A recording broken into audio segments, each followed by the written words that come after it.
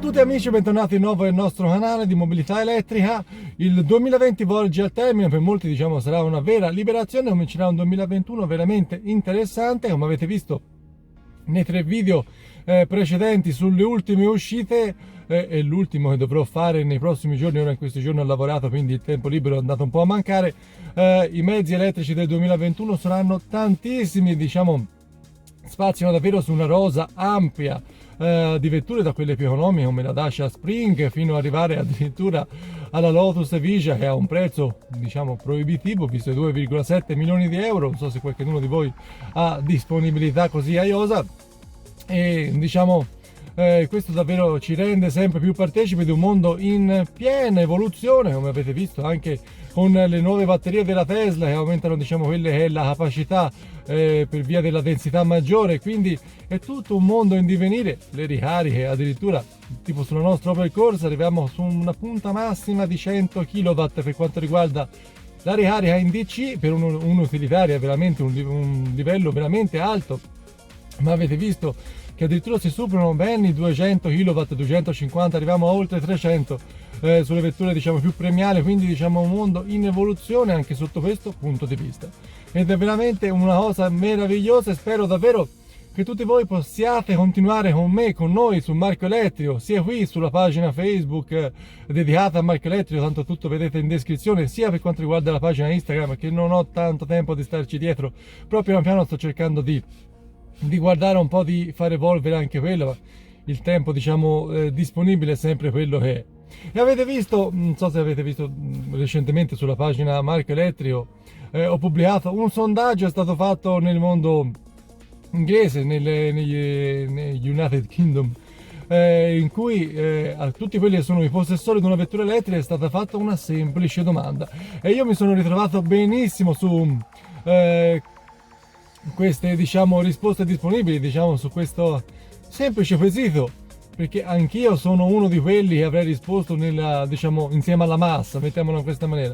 La domanda era: voi avete una vettura elettrica, tornereste indietro su quella che era la vostra vettura a termica, non per forza quella passata, ma insomma su una vettura a combustione? Lo sapete quante di queste persone che gli è stato domandato questo, che hanno diciamo una vettura elettrica, attualmente hanno risposto che tornerebbero indietro verso quella che era una vettura a benzina, a diesel, insomma a combustione? Lo sapete quante? Meno dell'1%. E io le capisco benissimo, perché io non potrei mai tornare verso quella era la mia vecchia vettura, oltre al fatto che la odiavo da paura, era bruttissima, e diciamo è stata un mezzo veramente utile per quello che doveva fare, per darmi una mano anche per risparmiare 2 soldi, per arrivare poi allo step in cui siamo arrivati qui in casa. Diciamo è stato un qualcosa di utilissimo. Quella insieme a quella è stata la Renault Twingo del 90, quando era? 95, 98, che mi ha permesso di avere la rottamazione da 8.000 euro. Mezzi utilissimi, per quello la vettura termica serve. Però davvero una cosa che non si torna veramente indietro. E vi voglio dare una chicchina, perché mi è successa recentemente. Pensate, è poco più di 3 mesi che ho una vettura elettrica e sono già a questi livelli, quindi probabilmente sarà un principio di demenza senile, non sto scherzando. Il mio superiore a lavorare ha comprato una Jeep a diesel, vabbè, e mi ha detto: guarda, ti voglio far vedere come funziona il supporto lombare, il massaggio, tutto. Perfetto.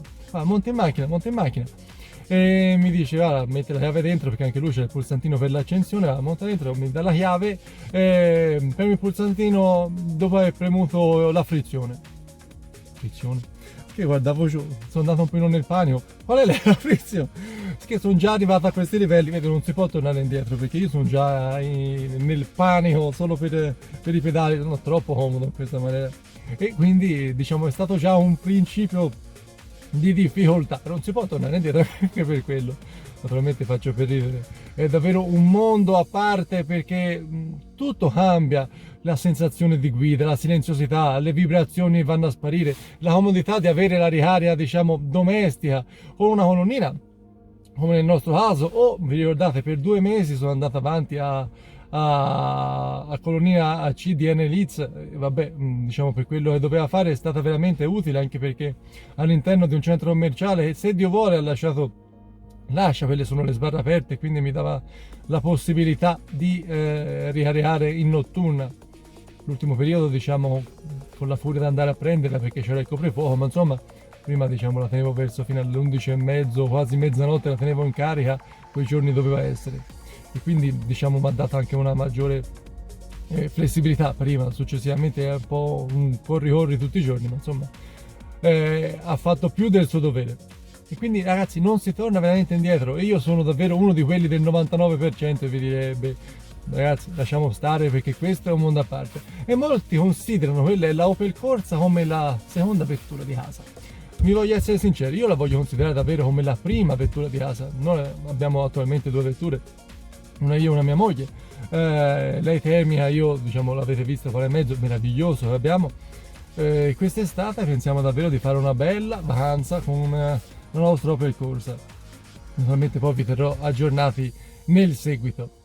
Io, ragazzi, davvero vi voglio salutare e darvi veramente un buonissimo 2021 che possa essere più elettrizzante possibile, migliorando quelle che sono state le dinamiche del 2020, che però, guardando in fondo, in maniera magari leggermente particolare da questo punto di vista, a me mi ha portato questa vettura che mi piace, dà paura, mi ha portato quella che è la batteria Tesla a casa, la Wallbox. Io, per quanto mi riguarda, diciamo, il mio processo di elettrificazione non è stato un 2020, diciamo, malvagio, devo essere sincero, un anno che mi ricorderò per tante cose, e cerco sempre di guardare in positivo in tutto quello che faccio, in tutte quelle, diciamo, le mie situazioni di vita, e quindi cercherò di ricordare il 2020 con positività, ricordandomi quanto di bello sono riuscito a fare in questo 2020, e anche arrivare a un numero quasi di 1600 iscritti sulla pagina YouTube, e quindi anche solo per quello io vi devo solo ringraziare e dirvi che è stato un 2020, diciamo, piacevole anche sotto questo punto di vista, perché ho avuto la notifica del raggiungimento dei 1000 iscritti, che è un po' il traguardo di tutti coloro che sono su YouTube e stanno cercando di fare, nel mio caso, informazione con positività, tanti altri non lo so, insomma, ognuno guarda nel suo orticello, mettiamola così. L'ho avuto l'ultimo giorno di vacanza in Portogallo, a Porto, è stato veramente il penultimo, perché poi c'è stato il ritorno verso Lisbona, e quindi, diciamo, mi ricorderò questo anno anche per questo motivo. Diciamo, tutte le cose negative sono successe, non voglio troppo cerco sempre di essere positivo, e quindi guardiamo davvero i lati positivi in tutte le sue forme. Quindi, ragazzi, ancora vi saluto, vi ringrazio, vi auguro un anno meraviglioso, e noi ci vediamo qui nell'anno prossimo, perché abbiamo da vedere innanzitutto quello è stato quello sarà l'ultimo trimestre del 2021 per le vetture in uscita, e sono tantissime. Sono lì che lavoro, mi sto buttando all'aria migliaia di fogli per studiarmi tutte quelle sono le vetture, perché è un lavoro, ragazzi, certosino. È un lavoro, diciamo, anche parecchio lungo e faticoso, perché poi uno guarda il video di 5 minuti, 6 minuti, 10 minuti, sembra che sia quisquigli, ma il lavoro è davvero tanto.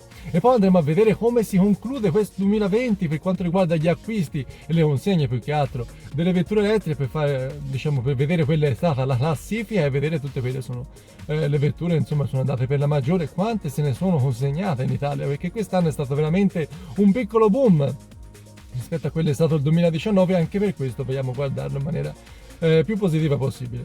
Quindi, ragazzi, ancora vi saluto, vi ringrazio, iscrivetevi al canale qualora non l'aveste fatto, e noi ci vediamo qui nel 2021. Senti come suona bene.